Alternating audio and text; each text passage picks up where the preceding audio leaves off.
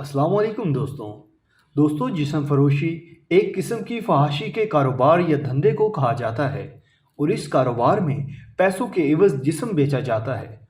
मगर जिस्म फरोशी की चकाचौंध दुनिया में जवानी गुजारने वाली औरतों पर जब बुढ़ापा आ जाता है तो बाजार में उन्हें कोई देखना भी गवारा नहीं करता। लिहाजा यहाँ ये सवाल पैदा होता है कि तब ये जिस्म फरोश औरतें किस हाल में ज़िंदा रहती हैं और अपनी गुज़र बसर कैसे करती हैं।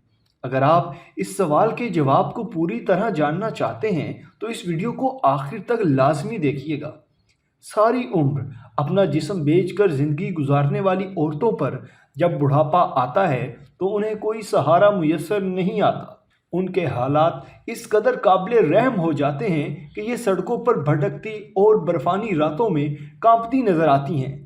ये ख़वातीन कहती हैं कि वो बुढ़ापे में बाकी दुनिया से इस कदर अलग थलग रह गई हैं कि गोया कोढ़ की मरीज़ हों, जिनके करीब आना भी कोई पसंद नहीं करता। उनका मज़ीद कहना है कि ये ऐसी काली दुनिया है कि जो भी इसमें कदम रखता है तो बीमारियां उसका मुकद्दर बन जाती हैं और उनकी हालत इतनी काबिल रहम हो जाती है कि कोई भी उनके साथ 2 मिनट बैठना तो दूर की बात है, कोई उनसे ताल्लुक़ रखना भी गवारा नहीं करता। लिहाजा ऐसी ख़वातीन का कहना था कि जो भी इस कारोबार में दाखिल होने का सोच रहे हैं, पहले वो इस अजाब को जहन में रखें जो बीमारियों की सूरत में इस दुनिया में और आखिरत में भी झेलना पड़ता है। इसके अलावा गुर्बत और दूसरे घरेलू हालात से तंग आकर औरतें धड़ाधड़ जिस्म फरोशी के बाजार में कदम रख रही हैं। उन्हीं में से एक लड़की कनीज़ भी है जो सुबह पंजाब के शहर चिन्योट के एक गांव के गरीब किसान के घर पैदा हुई। उसके बाप ने खेतों में मजदूरी करके अपने 7 बच्चों को पाला और कनीज़ को मैट्रिक तक तालीम दिलवाकर उसकी शादी कर दी।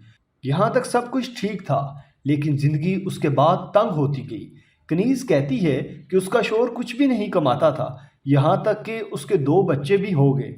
लिहाजा अपने बच्चों के बेहतर मुस्तकबिल के लिए उसने मेहनत मजदूरी करने का फ़ैसला किया। लेकिन जिस घर में वो घरेलू मुलाजमा बनकर गई वो एक डेरा था।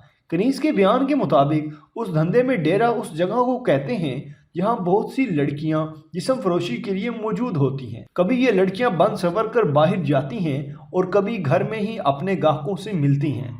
इस डेरे के इंतज़ाम को कोई मर्द या औरत चलाती है और ऐसी औरतों को मैडम या आंटी कहा जाता है।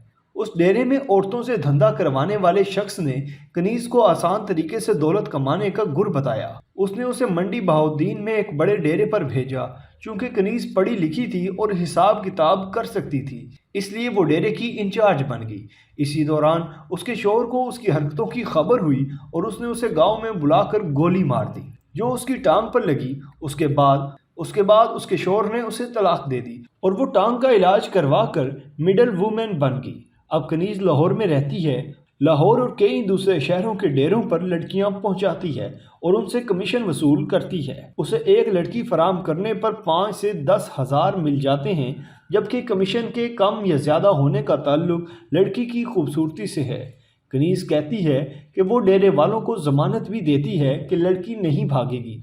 उसके मुताबिक गुर्बत से तंग आई हुई लड़कियों के माँ बाप, भाई और शोहर तक लड़कियों को इसके पास लाते हैं कि उन्हें किसी डेरे पर जिस्म फरोशी की नौकरी दिलवा दे और लड़की के वर्सा ये कमाई एडवांस में ले जाते हैं और फिर हर महीने डेरे वालों से पैसा वसूल करते हैं।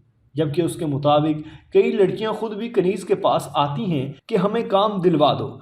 इस धंधे में हर तरह की लड़कियां हैं, लेकिन कनीज़ के बकौल उसके पास वही ज़्यादा आती हैं या लाई जाती हैं जिनका मसला गुर्बत होता है। कनीज़ के घर में लाहौर की ही एक लड़की निदा रिहाइश पजीर है। 20 साल की उम्र, रंग गोरा और मासूम सा दिल, लुभाने वाला चेहरा। जब पहली बार इस काम के लिए गई तो माँ का लाया हुआ 10,000 रुपये का कर्ज चुकाना था। निदा का कहना है कि वो माँ की मर्जी से इस पेशे में आई और जब पहली मर्तबा वो इस काम के लिए गई तो उस वक्त निदा की उम्र 14 साल थी और बकौल उसके वो ये भी नहीं जानती थी कि उसको करना क्या है। निदा की कहानी भी उन हज़ारों लाखों लड़कियों की कहानी है जिन्हें गुर्बत वो काम करने पर मजबूर कर देती है जिसे मुआशरा अच्छा नहीं समझता। उसके मुताबिक वो 1 साल की थी जब उसका बाप चल बसा और बड़ा भाई हीरोइन का नशा करता था और उसे बाकी छोटे बहन भाइयों का पेट पालना था। निदा कहती है कि उसके घर में किसी को मालूम नहीं कि वो धंधे से वाबस्ता है, यहाँ तक कि उसकी सहेलियां तक ये नहीं जानती, और इसकी कोशिश होती है कि ये राज कभी ना खुल पाए। अल्लाह से दुआ है कि हमारे मुल्क को गुर्बत से निकाले और ऐसे लोगों को हिदायत दे। आमीन। तो दोस्तों, ये थी हमारी आज की वीडियो। अगर आपको वीडियो पसंद आई हो तो लाइक ज़रूर करें और हमारे चैनल को सब्सक्राइब करते हुए साथ मौजूद घंटी का बटन भी दबा दें। शुक्रिया।